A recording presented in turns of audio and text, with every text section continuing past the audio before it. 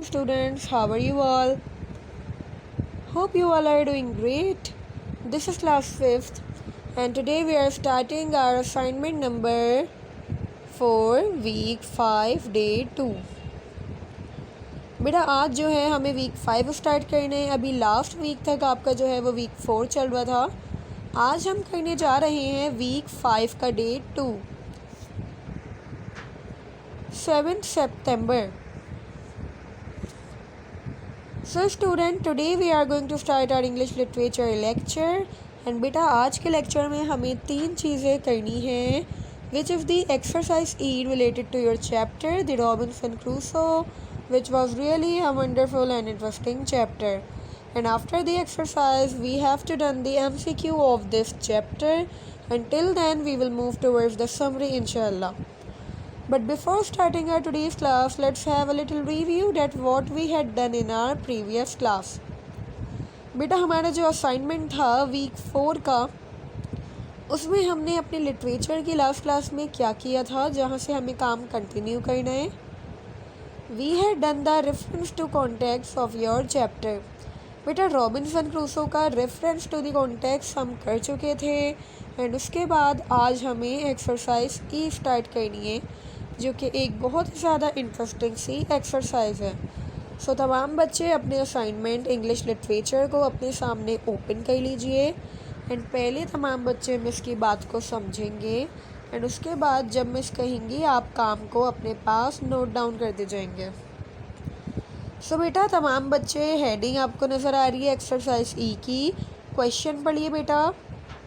Whose footprint was in the island? Write a few sentences about what you think happened. बेटा याद है हमने chapter की ending किस तरीके से की थी कि रॉबिन को जो है वो वहाँ पे आइलैंड पे किसी के फुटप्रिंट दिखे थे, यानी किसी के पैरों के निशान दिखे थे और रॉबिन परेशान हो गया था कि ये पैरों के निशान किसके होंगे एंड वहाँ पर हमारे चैप्टर की एंडिंग हो गई थी. सो बेटा ये जो एक्सरसाइज है ये इसी हवाले से है. इस एक्सरसाइज में आपको पूरी बात बताई जाएगी कि वो जो फुटप्रिंट थे वो एक्चुअल में किसके फुटप्रिंट थे. So let's start. अच्छा बेटा यहाँ पे कुछ क्वेश्चंस गिवन हैं, आपको क्वेश्चन के आंसर्स लिखने हैं जिससे हमें पता चलेगा कि वो टोटल कंडीशन जो है वो क्या थी. सो फर्स्ट क्वेश्चन है, did Robinson Crusoe met another man? क्या रॉबिन्सन क्रूसो किसी और शख्स से मिला था आइलैंड पे? Who was he? How did he get on the island? और जिससे वो मिला था वो कौन था और वो आइलैंड पे कैसे पहुंचा? सो बेटा इन 2 क्वेश्चंस के जो है वो जवाब आपको यहाँ पर देने हैं. सो आंसर स्टार्ट होता है यहाँ से. The footprint was made by Robins brother Robert. वो जो फुटप्रिंट थे वो रॉबिन के ब्रदर के थे जिसका नाम रॉबर्ट था, रॉबिन के भाई के थे. Robin was looking and searching for his brother robin when he did not return home for a long time. अच्छा बेटा रॉबिन का जो भाई था वो काफ़ी परेशान था रॉबिन के लिए, क्योंकि जब से रॉबिन अपनी ट्रिप पे गया था अपने फ्रेंड्स के साथ वो घर वापस नहीं पहुंचा था. और क्यों नहीं पहुंचा था? जैसा कि हम चैप्टर में पढ़ चुके हैं कि वो आइलैंड पे फंस गया था. तो रॉबर्ट बहुत ज़्यादा परेशान था कि रॉबिन इतने टाइम से घर क्यों नहीं आया है. तो वो रॉबिन को बहुत ही ज़्यादा दिनों से, एक लंबे अरसे से जो है वो रॉबिन की तलाश कर रहा था अपने भाई की.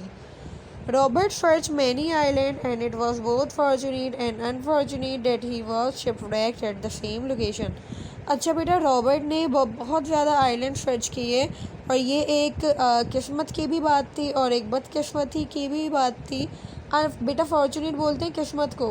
किस्मत की बात क्या थी कि वो दोनों एक ही आइलैंड पर आके मिल गए और बदकिस्मती की बात क्या थी कि वो दोनों जो है वो अपने आइलैंड पर खो गए थे और यानी शिपव्रेक्ट हो गए थे, अपनी कश्ती से दूर हो गए थे due to the storm.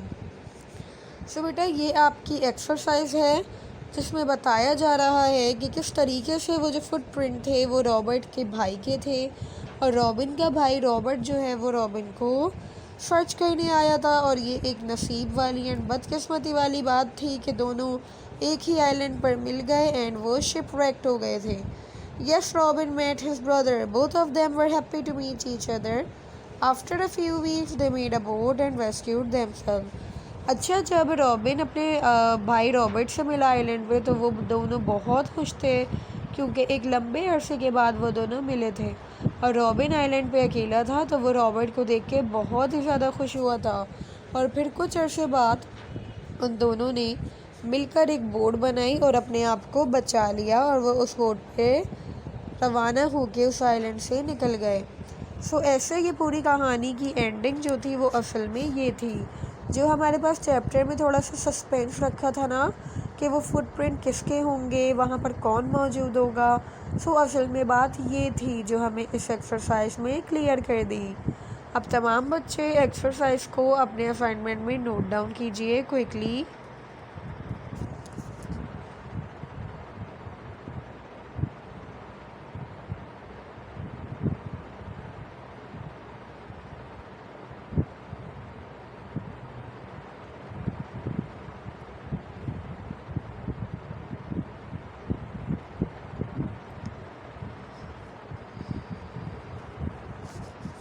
Very nice बेटा, होप कि आप तमाम बच्चों ने ये कॉपी कर लिया होगा असाइनमेंट में।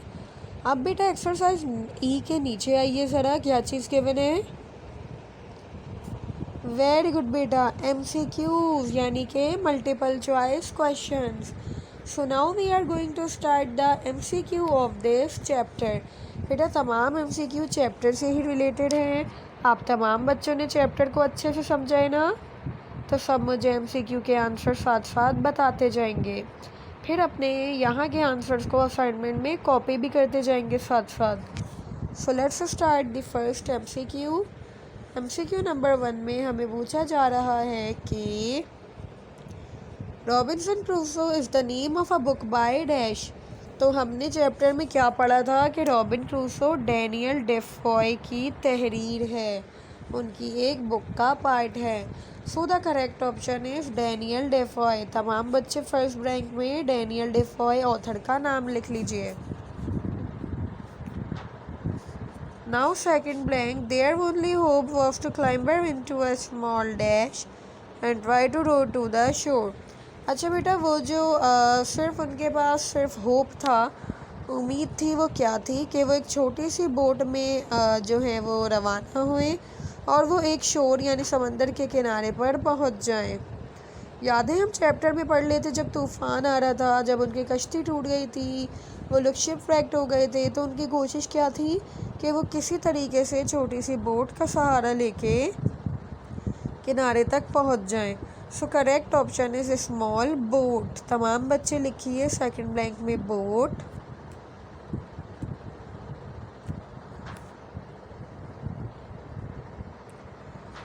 Now the third, the ship was dash mile from the शोर।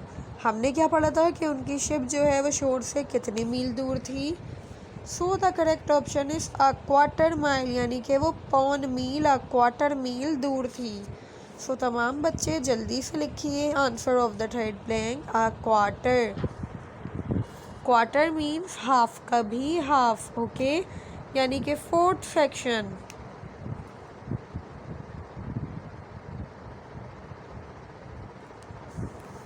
Okay, now fourth blank, Robins life on the island was dash one.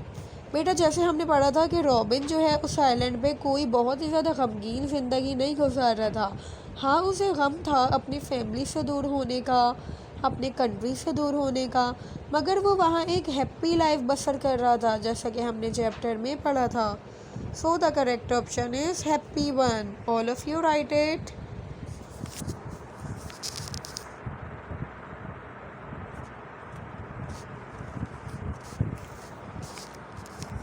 Now बेटा ब्लैंक नंबर 5 में हमसे क्या पूछा जा रहा है।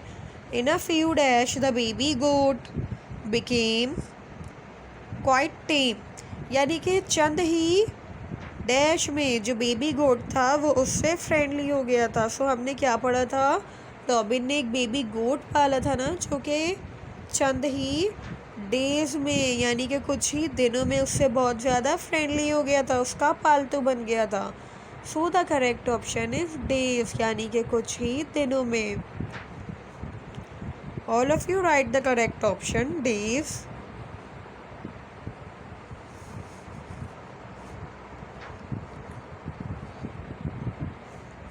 ओके बेटा, ये थे आपके MCQ regarding the chapter Robinson Crusoe. तमाम बच्चे आंसर्स को एक बार दोबारा से मैच कर लीजिए।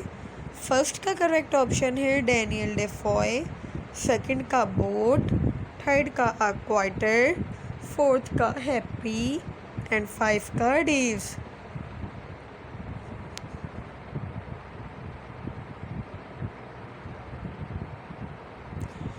Okay beta, hope you all copied it. Now we are moving towards the summary, which is the last topic of this chapter. तमाम बच्चे नीचे आ जाइए। असाइनमेंट में आपके पास हेडिंग डली होगी समरी की। यहाँ पे आपको क्या करनी है, यहाँ पे आपको चैप्टर की शॉर्ट समरी लिखनी है। वैसे तो हम तमाम डिटेल डिस्कस कर चुके हैं कि समरी आपको किस लिए लिखवाई जाती है and exam point of view से इसकी क्या अहमियत होती है एंड समरी एक्चुअली में होती क्या है। इसके लिए आप लोग मेरा पिछला लेक्चर जो है वो रिवाइज़ कीजिएगा, जो मैंने फ़र्स्ट चैप्टर की समरी में आपको तमाम डिटेल्स बताई थी। अच्छा बेटा, होप के चैप्टर आप लोगों ने अच्छे से पढ़ा है। सो समरी आप लोग अपने वर्ड्स में भी लिख सकते हैं, मगर अपने टीचर को चेक करवा लीजिएगा कि वो वोकेबलरी एंड ग्रामेटिकली बिल्कुल ठीक हो। फ़िलहाल यहाँ पे जो समरी है वो तमाम बच्चों को अपने असाइनमेंट में नोट डाउन करनी है। बेटा, मैं आप लोगों को समरी की पूरी उर्दू एक्सप्लेनेशन दे रही हूँ। तमाम बच्चे पहले समझ लेंगे कि समरी में क्या कहा जा रहा है। वैसे तो हम चैप्टर को पढ़ चुके हैं, मगर इसके अलावा मैं दोबारा से समरी की एक्सप्लेनेशन आपको दे दूँगी। देन इसके बाद तमाम बच्चे कॉपी कर लेंगे बेटा। सो स्टार्ट करते हैं कि शॉर्ट समरी में क्या कहा जा रहा है एंड किस तरीके से जो है वो यहाँ पर चैप्टर को शॉर्ट समरी में अरेंज किया गया है। Robin Crusoe started his journey but after 12 days a violent tornado came from the north. बेटा, जैसे कि आप लोग देख सकते हैं कि चैप्टर में जिस बात को पूरे एक पैरा में जो है वो अरेंज किया था, यहाँ पे एक लाइन में उस बात को बता दिया गया है। बेटा, असल में यही तो कहलाती है शॉर्ट समरी, कि आप बड़ी सी बात को सिर्फ हाईलाइटिंग पॉइंट्स डालकर जो है वो शॉर्टली डिस्कस कर दें। सो कहा कुछ ये जा रहा है कि रॉबिन और उसके दोस्त जो है उन्होंने अपनी जर्नी स्टार्ट की थी, लेकिन 12 दिन बाद ही वो एक बहुत ही ज़्यादा अजीब से और ख़राब मुसीबत वाले टॉर्नेडो तूफ़ान में फंस गए थे नॉर्थ की साइड। Robin was a good swimmer so he manage to reach the shore. अगर रॉबिन एक अच्छा स्विमर था सो वो शोर तक, समंदर के किनारे तक पहुंच गया। It was night time by then, और रात हो चुकी थी। Robin climbed a tree and made himself comfortable between 2 great branches and slept there. अच्छा बेटा, जब रॉबिन जो है वो शोर पर पहुंच गया तो उसे पता चला था ये एक साहिल है, ये एक आइलैंड है। तो याद है कि रॉबिन जो है आइलैंड पे अपने आप को कंफर्टेबल करने के लिए, थोड़ा सा आराम करने के लिए 2 बड़ी ब्रांचेस के बीच जाके थोड़ी देर सो गया था। The next day Robin plunged into the sea and made way for the wrecked ship. और बेटा, नेक्स्ट डे जो है रॉबिन अपनी शिप की तरफ रवाना हुआ कि वो जाके अपनी शिप से कुछ कुछ सामान लाता रहे, क्योंकि उसे पता था कि उसे कुछ टाइम तक इसी आइलैंड पे रहता है जब तक कोई मदद के लिए नहीं आएगा। तो वो शिप से सामान लेने रोज़ जाता था ताकि अपनी डेली नीड्स को जो है वो पूरा कर सके। A quarter mile from the shore, जो कि शोर से क्वार्टर माइल दूर थी। He got all necessary things for survival, और उसे जो है वो वहाँ पे रहने के लिए, सर्वाइवल के लिए तमाम नेसेसरी थिंग्स जो है वो शिप से मिल रही थी। After a few months Robin set out to explore the whole island one day. और कुछ मंथ्स बाद रॉबिन जो है वो पूरे आइलैंड को एक्सप्लोर करने, पूरे आइलैंड की सैर करने निकला एक दिन। He found other source of food, और उसे वहाँ पर कुछ और फूड भी मिले, जैसा कि हमने पढ़ा था ना कि उसे वहाँ पे ग्रेप्स मिले थे और लाइम्स मिली थी। आफ्टर ईयर और 2, यानी 1-2 साल बाद, he successfully made a small boat. By that time Robin had taught himself many several survival skills including farming। और बेटा, 1-2 साल बाद तकरीबन रॉबिन ने अपनी छोटी सी बोट भी बना ली थी। एंड रॉबिन ने उस टाइम में जो पूरा उसका अरसा गुजरा वहाँ पे आइलैंड पे, अपने आप को सिखाया था कि सरवाइव कैसे किया जाता है, इंक्लूडिंग फार्मिंग। और उसने खेती बाड़ी भी वहाँ पे सीखी थी ताकि वो अपनी फसलें उगा के अपना पेट भर सके। One day while taking a walk on the shore, एक दिन शोर पर चलते हुए Robin discovered a footprint that did not belong to him. Robin को किसी के फुटप्रिंट मिले जो कि उसके नहीं थे। एंड बेटा हम एक्सरसाइज में कर चुके ना, वो फुटप्रिंट किसके थे जल्दी से बताइए। वेरी गुड बेटा, ये बात हमें क्लियर कर दी गई है कि वो फुटप्रिंट रॉबिन के ब्रदर रॉबर्ट के थे जो कि उसे ढूंढने आया था। एंड वो लोग एक ही आइलैंड पे शिपरेक्ट हो गए थे। सो बेटा ये थी हमारी शॉर्ट समरी जो यहाँ पे एंड होती है। जैसे कि आप लोगों ने देखा कि खूबसूरती के साथ जो है वो पूरे चैप्टर को एक शॉर्ट पैराग्राफ में करके यहाँ पर मेंशन किया गया है। होप के तमाम बच्चों को समरी समझ में आई होगी, होप के तमाम काम समझ में आया होगा। आप तमाम बच्चे इस होल समरी को अपने असाइनमेंट में जल्दी से नोट डाउन कर लीजिए with a neat and proper work.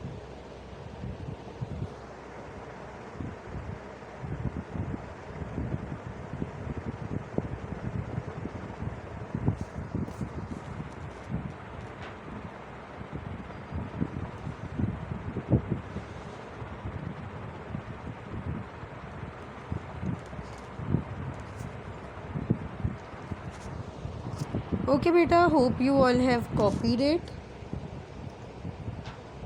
Dates it for today's class. इसके साथ आज की क्लास को यहाँ पे एंड करते हैं। We will meet in the next lecture soon. Till then, all of you take care a lot and have a good day.